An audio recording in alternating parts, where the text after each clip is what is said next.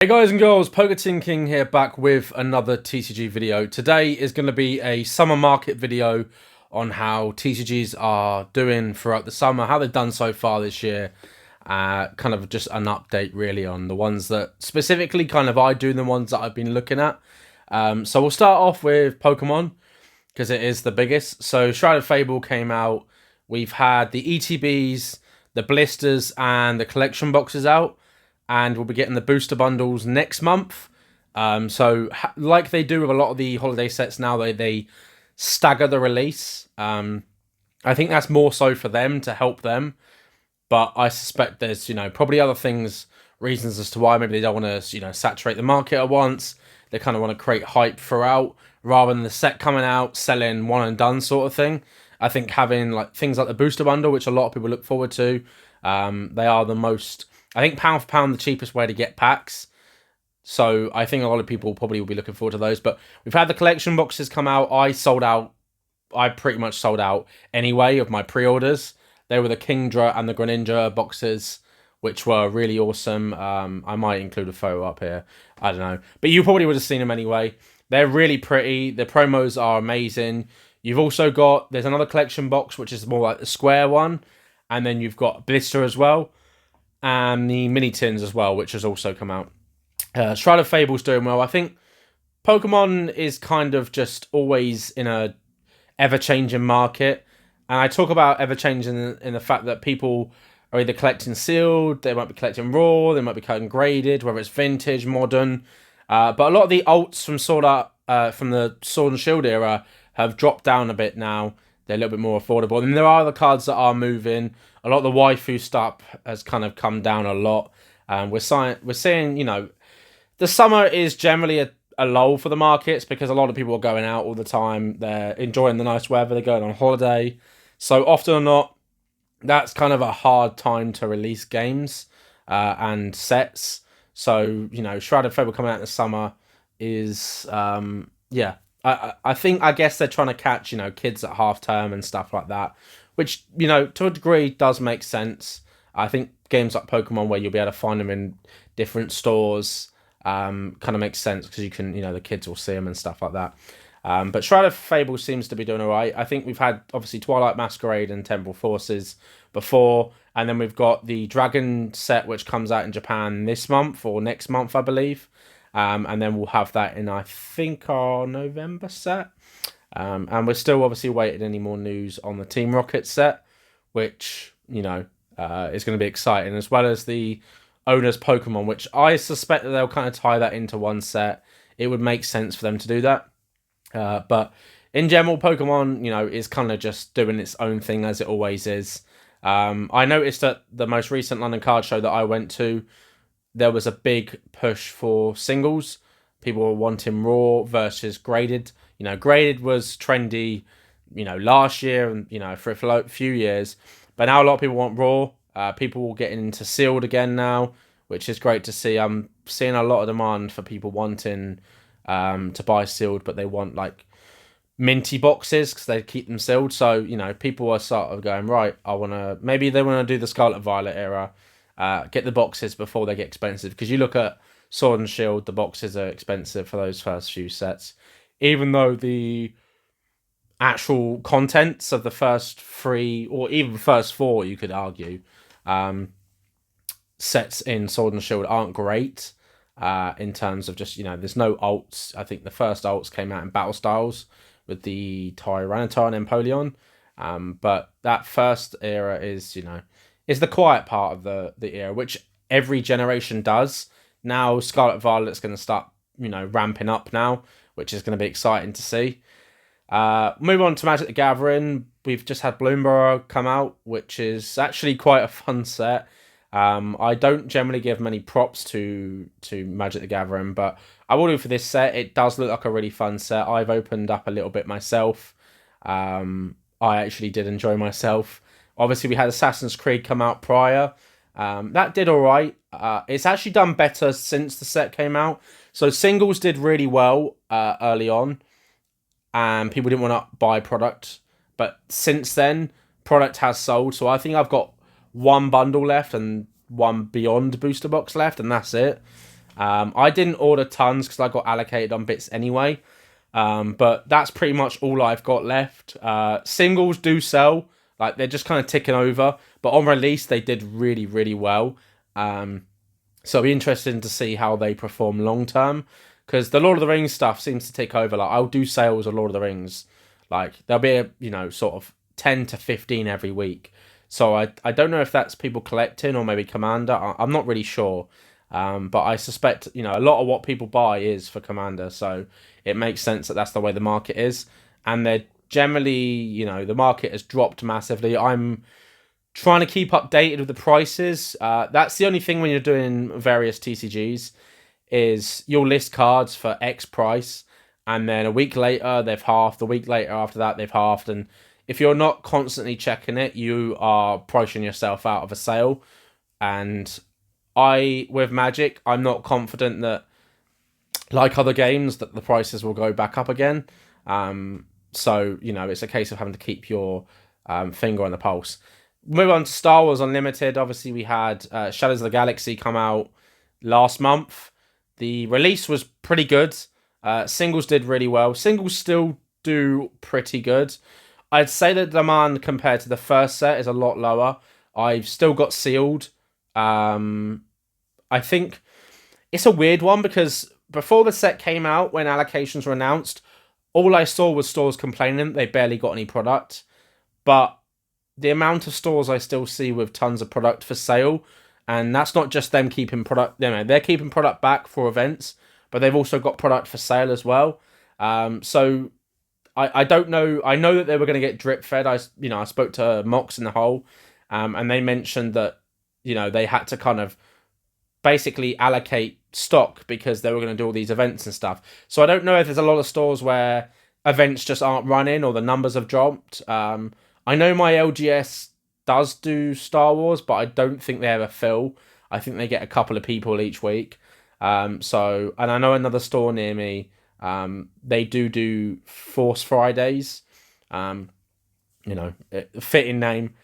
So I don't know how many they do get for that, but I don't know what the numbers are for Star Wars in terms of events. It does seem to have quieted down a bit. The first set just went mad, and you were basically guaranteed to make profit if you cracked a box. They were very easy EV positive, whereas now the most recent boxes I opened, I was lucky to break even on those. To be honest, I think I opened the case and I broke even on like half the boxes. The others I lost money on. Again, no hyperspace showcase foil. I've opened about 50 boxes now and not pulled one, so I'm just bloody unlucky, really. But yeah, Star Wars seems to be ticking on. I have some reservations. They've obviously announced the next 4 sets, so they're going to be doing March, July, and November next year as well for release. And they've announced those sets as well. So I'm curious as to whether they'll release other products, whether they'll release things like tins, blisters, or will they just do booster boxes and the starter decks. I'm not so sure. And they release a lot of product as well with Game Genic. So I'm just curious to see how the game does. Lorcana, obviously, Shimmering Skies has just come out. I honestly can't say too much about that. I know my LGS has sold out the Troves, but they got plenty of boxes and packs. Lorcana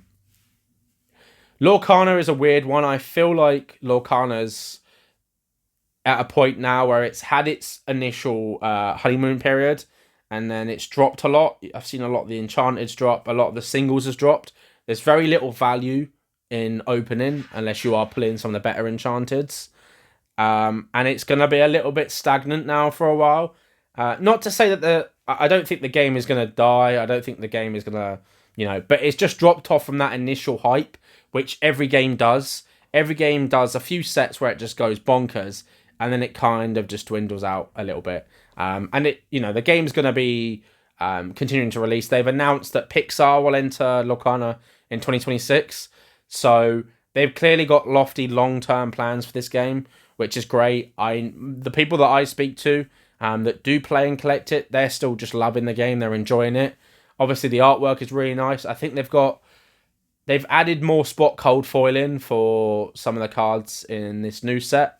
So I'm interested. Might open up a box, honestly. Usually I open up a trove, but I'm not so sure if the value is there in opening. Unless you're opening like a mass, if you're a store for singles, I don't know if it's there. That it's not as EV positive as it was in the beginning. Again, follows the same trend. Every TCG follows a very similar trend. Now, the only variance, regardless of IP, is how many sets in before it has its initial drop off. And then how many sets in before, after the drop off, it starts having a consistent rise again. So it remains to be seen with Lorcana, but Lorcana's doing fine. I think it made sense that promos like the Ursula promo that was for a lot of the events dropped, because as more events came out, the promo was dropping, obviously, because some people were literally doing an event almost every day just to get one. And it was an instant like $300 a card. It made sense. And obviously you can also get the playmat and stuff. So yeah. Move on from Lorcana, we'll go into One Piece. So they've just had the announcements for OPO 9. We've got 5 manga rares, including 1 gold manga rare. We've also got wanted cards and obviously SPs as well. So I think there's cards in there where you can get 4 versions. You get the standard, the manga, the SP and the wanted, I think, or the alt and the wanted. That set looks crazy. Obviously, we haven't had OPO 8 yet in English. We've not even had the premium booster. We've obviously had OPO 7. OPO 8 is next, then we get the premium booster, I think. And then it'll be OPO 9. So yeah, One Piece is, ticking over. We had 16 at my locals on Monday, just gone, which was the best shot we've had probably since the early days. We did have weeks where we struggled to fire, and we just had 4 of us. And now we've had an influx of new players. People really enjoying the game. We've got a really good community at my store, which is just fantastic to see. I started it back in February. If you've seen some of my early content when I got into it, I still play the same deck. I don't invest any money. I don't stock product because I can't get it from distro anymore. My distro stopped doing it because of the stuff that happened with Bandai and the craziness. I suspect that they'll pick it up again now that product seems to be a little bit easier to get into. And if it does, I might get product again. But if I'm not selling something, I generally will invest a little bit less time into it. And I'm not collecting One Piece either. Again, as I've said before, I've kept some Nami stuff, and I've got my deck, and I've got a couple of other little alts that I like. But for the most part, I've let go of most of my One Piece. I still just have SRs, rares, and stuff. And I generally bring a lot of my stuff down to my store for people that want stuff, especially that OPO 1 to OPO 5. A lot of the new players don't have any of that. They just have like OPO 6 onwards, which makes sense if they've just got into the game. So they obviously announced RP Law is going to get a ban, I believe, in Japan. So I assume that will follow here. And then, there's a couple of other cards as well that's been banned. So I'm not sure banning a leader itself, maybe just on the cards. I think Gecko Mori is a bit of an issue, but, it is what it is. But yeah, One Piece is doing its thing. Obviously, it had the PBR 01 come out where you can get a God Pack. You obviously had Manga Rare Nami, which my friend pulled. Quite a few people I know pulled one, but I know my friend Lydia Freshcart pulled her first Manga Rare. So that was awesome to see. But yeah, One Piece is just doing its thing. I think a lot of people expected Bandai to... They did Bandai, but the game's doing really well still. Getting tickets to the most recent event they announced in Liverpool was very difficult. You obviously had to do a lottery system. So the game is still extremely popular worldwide. I don't see it dropping off anytime soon. This is the drop-off, and it's still insanely popular. So, unless you're living under a rock, you know that One Piece has been absolutely smashing it recently. So fair play. Flesh and Blood, my main game. I didn't want to start off with Flesh and Blood because they're bigger IPs you're probably aware about. Obviously, Flesh and Blood, we have started getting some spoilers for Rosetta now. We've got the world premiere in Tampa coming up, which is really exciting. We've had the Marvels and stuff has been shown.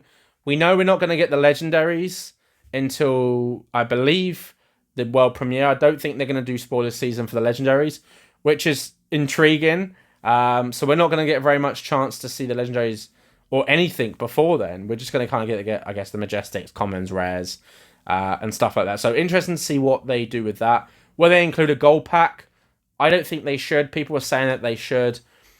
I think when a game does something special, like a gold pack, people's expectations rise, and then they're expecting that consistent, right, well, they've done it once now, this is the level we're at, and it's impossible. You look at Pokemon when they release alts.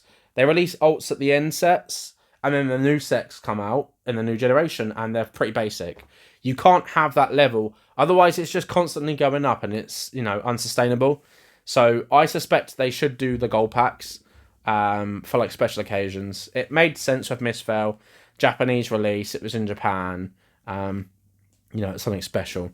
So I'm really excited to Rosetta. Obviously, we had announcements for Armory decks, Strike decks, loads of new events that are coming out. And the singles market is doing very well, surprisingly, for the summer. Usually the summer, as I said earlier, drops off. Now, sealed is very stagnant. I'm seeing boxes of Crucible War First Edition sell for $275, which is mad. But singles are doing very well. Sell-through rate of singles is mad. Like, play sets are doing really well. I've had a lot of collections come in recently. If you haven't checked out the live, I did one where I opened up 2 collections that I purchased recently. And there's a lot in there. That they were big collections. I still haven't finished sorting it. I've got some of the bulk, like, right literally next to me now, and I still need to sort all of that. I cherry-picked, for the most part, the good stuff. But Flesh and Blood singles market is doing really well. People are excited. So many different classes are being bought up. Wizard, obviously, is doing well. Illusionist is doing well. I've sold a lot of Assassin stuff. Obviously, Ranger, because the Azalea Armory deck, and a lot of the light stuff are Bolton, which I think is fantastic. These Armory decks are really good, and it makes people go, do you know what? I'm considering building this. Obviously, with the Azalea deck as well, I'm seeing people build Riptide. So it's exciting. We've obviously got these first Strike decks coming out this week or next week. They showed them at Gen Con. They look like a lot of fun. They look like something that's going to be quite cool to get into the game. That's going to kind of replace the Blitz decks. I believe for Rosetta, they're doing the Blitz decks thing again with the box and the playmat. I'm pretty sure I saw that they were doing that, which is awesome. I think that's a great product. Moving forward, they should do that for every set. And they just announced the new Armory stuff as well, if I can get a picture up here. But Flesh and Blood is doing well. We also had the CNC promo announced, which was the Deathmatch Arena thing. It was Kasai that won. I think it's like 58 copies. So only 58 copies are being made. I've seen people whining online about, oh, why are they reprinting CNC again? Shut up. There's 58 copies of this card. No one is getting this card for less than $2,000. I've already seen want to buys above that. So these are highly collectible. They're very rare. If you can get your hands on one, I would recommend it. If you've got money and you're just like, I want to park it, because you are going to be parking it. This isn't going to move for a few years. But long term, if you believe the game is going to last, as I do, it could be a good purchase. Obviously, there's a lot of things you can purchase in Flesh and Blood for, say, $2,000 to $2,500. You can get an alpha box. You could get an alpha box. You get 2 Arcane Rising First Edition boxes and a Crucible of War First Edition box. So yeah, there's a lot out there. I think with Sealed, it's a hard one. I stopped investing in Sealed personally. I had 120 cases sealed in storage. I've cracked a lot now over the last 6 months as I'm shifting away from sealed more into singles. That's more so for the business. And I don't think that sealed is like a model that is comparable to other TCGs. Now, saying that, I have got another Arcane Rising Unlimited booster case come in. That was a trade I've done recently. So I will probably crack that. Maybe, I'm not sure. I think singles, I think it's going to be worth it. If I can get some CNCs, that would be great. That card is just expensive. It doesn't move. But generic play sets are doing well. Well, like Tomb of Fiendals, E-Strikes, Art Wars. Every time I get them in, they just fly out. So you know, there are influx of players still entering the game. I'm seeing a lot of, like, literally people will order decks. I'll get people do like $200-300 decks, £300 orders even, and they'll just order a whole deck, and then they'll message me like, do you have like any of these commons and stuff? And you know, I'm happy to, if you are in the UK, you know, the commons and uncommon, you know, commons and stuff like that, I somewhat have organized. I'm happy if you're a new player, reach out to me. If you pay shipping, I'll send you some bits. Just let me know like what you're thinking of building. You know, I'm happy to help. I'd love to, you know, this is the Flesh and Blood community, and it is such a great community. And it really is, you know, such a special to be a part of. If you haven't checked out my interview, Fab Uncensored, with Redderman Gaming, aka Josh, highly recommend checking it out. Again, one of the best content creators out there, one of the most consistent content creators out there, not just for Flesh and Blood, but in the landscape. Honestly, he obviously does do Flesh and Blood content, but you know, as somebody who is, he does lives, he's just constant, he's consistent, and that is a really big key here. I won't talk too much about YuGiOh because it's, you know, a bit of a hard. Light Destruction, the reprint just came out in the UK. I know that we've got the Dueling Mirrors tins coming out. They're still doing quarter century stuff. There's going to be 50 quarter century rares in there. It's not 25 years anymore. I don't know why they're doing it. And then we've got the Rarity Collection free, like Bonaza, whatever. They're releasing that. That's later this year. Even more, like, even more madness, honestly. With Yu-Gi-Oh, they just reprint everything to the ground. And I'm glad I do not collect Yu-Gi-Oh, because I would be worried with my binder, because they reprint everything so often. Obviously, you get reprints in these tins. Then they do a Rarity Collection, which is just reprint collection, you know, X amount or whatever. I wish they did like Dark Beginning and Dark Revelation again, because those were really fun. You know, you could get a rare, and you know, you get a rare pack, but the foil would be like the first card of whatever. They had it organized by like monsters, traps, spells. That was really cool, and they obviously reprinted commons and, you know, stuff like that as well, not just foils. But that's kind of what Yu-Gi-Oh does. Talking about other card games, you know, I think Grand Archive is like ticking on. Obviously, Sorcery, we've got Arturian Legends. Looks really good so far from what we've seen. I'm excited to see what they do with that. It's obviously down from 30 packs a box to 24 packs, but the same price. I get it. I think 24 packs a box is pretty standard, but I think they probably should have dropped the price a little bit. Just because stores are going to have to charge the same price now. Customers are going to be asking why. Obviously, they've got to explain it.